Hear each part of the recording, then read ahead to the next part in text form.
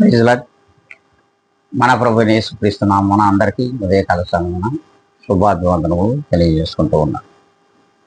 ఈ దినం దేవుడు మనకిచ్చినటువంటి ఒక మంచి మాట, మంచి వాగ్దానముగా మనందరం కూడా ఉన్నాం. అది గలతీయులకు రాసిన పత్రిక 3వ అధ్యాయము 26వ లేఖనాన్ని మనం చదువుకున్నాం. క్రీస్తు యేసునందు మీరందరూ విశ్వాసం వలన దేవుని కుమారులై ఉన్నారు. క్రీస్తులోనికి బాప్తిసం పొందిన మీరందరూ క్రీస్తును ధరించుకొని ఉన్నారు. దేవునికి మహిమ కలుగుతారు. అవును, క్రీస్తులోనికి మనము విశ్వాసం వలన మరి దేవుని కుమారులు కుమార్తెలై ఉన్నామని దేవుని వాక్యం సెలవిస్తుంది. ఏ దినమైతే ప్రభువైన యేసుక్రీస్తు వారిని మనం విశ్వసించాము, ఆ దినము నుండే నువ్వు నేను మనము కుమారులు కుమార్తెలుగా దేవునిలో ఉన్నాం. అయితే ఎప్పుడైతే నువ్వు ప్రభువైన యేసుక్రీస్తును దేవుడుగా విశ్వసించావో, నమ్మావో, నీవు రక్షణ పొందిన మరుక్షణమే, బాప్తిసం పొందిన మరుక్షణము ప్రభువైన క్రీస్తు యేసును నీవు ధరించుకొని ఉన్నావు. అంటే క్రీస్తు లోపల నీవు ఉన్నావు, వెలుపట లేవు. అందుకే దేవుని వాక్యం స్పష్టంగా ఈ దినమున సెలవిస్తూ ఉన్నది. ఇట్టి మనము అంటే క్రీస్తును ధరించుకున్నటువంటి మనము క్రీస్తును పోలి క్రీస్తులో ఉపవాసం ఉంటూ మనము జీవించాలి. ఈ 40 దినముల శ్రమల దినములలో అట్టి క్రీస్తుకు కుమారులు కుమార్తెలమైనటువంటి మనము అట్టి తండ్రి కొరకు, ఆయన పడుతున్న శ్రమల కొరకు మనం ఉపవాసం ఉండవలసిన అవసరము ఉంది. మరి ప్రభువైన క్రీస్తు యేసులాగా ఆయనకు మాదిరిగా మనం విశ్వాసంలో నమ్మకముతో మరి ఉపవాసం ఉంటున్నామా? ఒక్కసారి సార్వత్రిక సంఘములలో ఉన్నటువంటి ప్రతి ఒక్కరూ కూడా ఆలోచించాలి.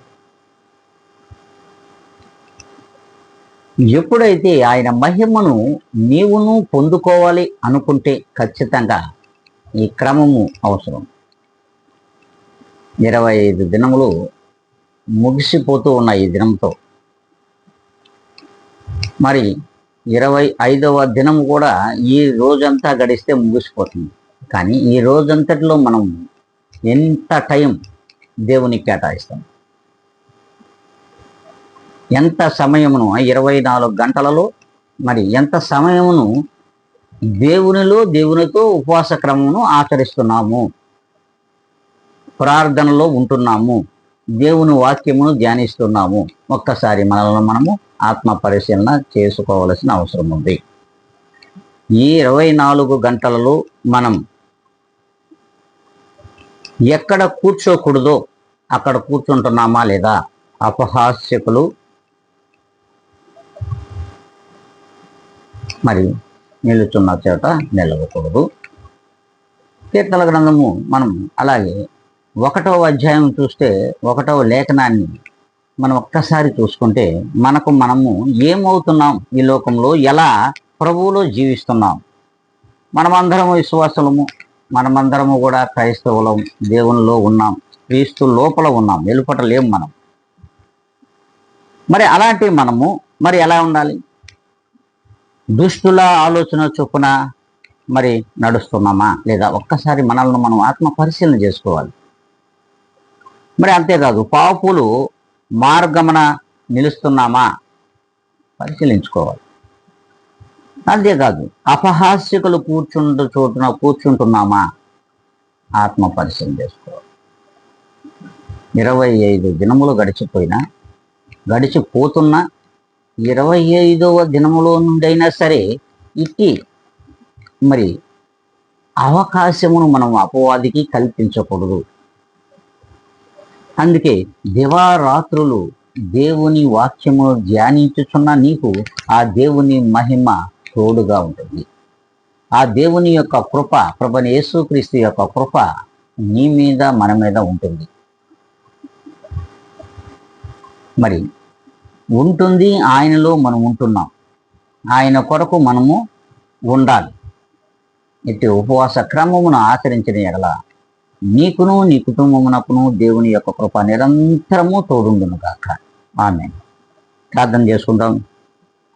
పరిశుద్ధుడ, ప్రేమ స్వరూపి, మీ పాదములకు ఎనలేని కృతజ్ఞతలు తండ్రి. ఇదిగో నాయన, ఈ ఉదయకాల సమయమున 25వ రోజు ఉపవాస క్రమమును ఆచరించుటకు వీక్షించుతున్న ప్రతి ఒక్కరికి కూడా వినగలిగినటువంటి చెవులను దయచేయండి, గ్రహించగలిగిన మనసును, హృదయమును దయచేయమని కూడా బ్రతిమలాడు తండ్రి.